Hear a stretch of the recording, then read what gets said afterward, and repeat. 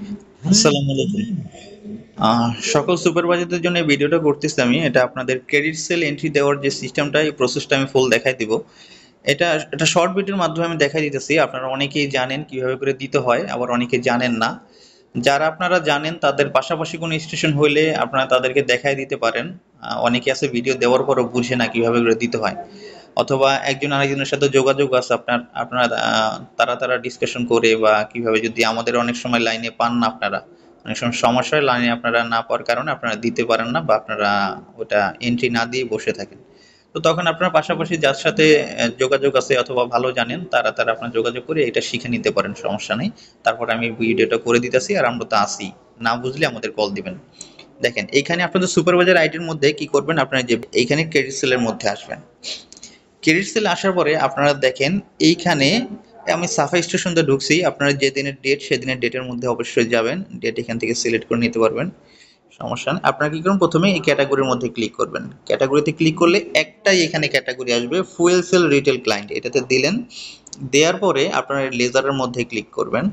আপনাদের লেজারে এখানে তিনটে অপশন আছে, একটা আছে 91 95 ডিজেল, যে যেটাই ক্রেডিট নিয়েছে সেটার মধ্যে ক্লিক করবেন। ধরেন আমি 91 এর মধ্যে ক্লিক করলাম। এখন যেই অ্যামাউন্ট তারা নিছে সেই অ্যামাউন্টটা আপনারা এখানে সিলেক্ট করে দিতে পারবেন। ধরেন 50 টাকার আমি একটা অ্যামাউন্ট দিলাম। দেওয়ার পরে এইখানে আপনারা কি করবেন, জিনিসটা আমি দেখাই, এটা থেকে একটু বড় করা যায় কিনা। না, আচ্ছা, বড় হচ্ছে না, এটা আমি সিস্টেম থেকে করে দিব আপনাদের জন্য বড়। অথবা আপনারা কি করতে পারেন, এখান থেকে কলামটা চেঞ্জ করে নিতে পারেন। কলামটা চেঞ্জ করে আপনারা কি করবেন, এখান থেকে এই সিস্টেমটা আপনারা করে নিতে পারেন। যেমন সবগুলো ছোট ছোট থাকার কারণে আপনারা বুঝতে পারেন না এটা কি লেখা আছে।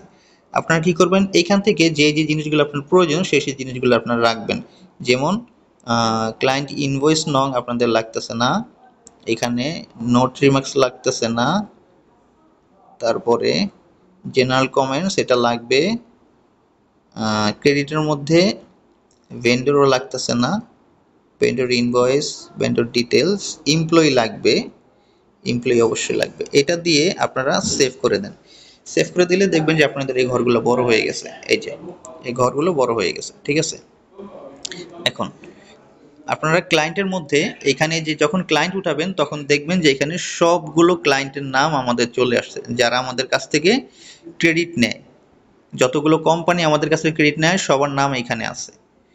তো যদি ধরেন কোন একটা কোম্পানি আমাদের কাছ থেকে তেল নিছে, যেমন ধরেন ক্যামেরুন আমাদের কাছ থেকে তেল নিছে, ওকে, ক্যামেরুন তেল নিলে এই ক্যামেরুনের নাম দিয়ে তুলে দিলেই হয়ে যাবে, ঠিক আছে।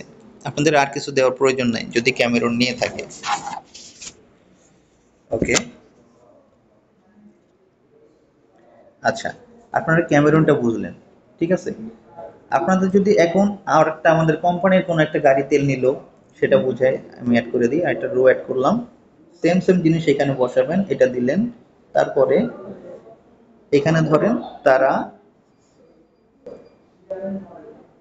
সে কি করছে, ধরেন 95 সে নিছে, ওকে, এটা দিলাম। অ্যামাউন্ট ধরেন 50 টাকা, সে 50 টাকা নিছে, ওকে। দেন কি করবেন, এটা কিন্তু কোম্পানির গাড়ির তেল নিছে, ঠিক আছে। আমাদের কোম্পানির গাড়ির তেল নিলে সেক্ষেত্রে এই যে কোম্পানি ভেহিকল যে লেখাটা আছে এটাতে ক্লিক করবেন। এটাতে ক্লিক করার পরে আপনি দেখবেন এই ক্লায়েন্ট ডিটেলস এর মধ্যে সবগুলো গাড়ির নাম্বার চলে আসছে। এই যে দেখেন সবগুলো গাড়ির নাম্বার এখানে যে সিরিয়ালি আছে, আমাদের কোম্পানির যত গাড়ি আছে সবগুলো গাড়ির নাম্বার এখানে আসবে। আপনি ধরেন আমি একটা গাড়ি যে তেল নিছে, ঠিক আছে, এই গাড়ির নাম্বারটা তেল নিছে, আমি এটা দিয়ে দিলাম। আপনারা এটা জেনারেল কমার্স এখানে লিখে দিতে পারেন, যে কে তেলটা নিছে সেটা লিখে দিবেন।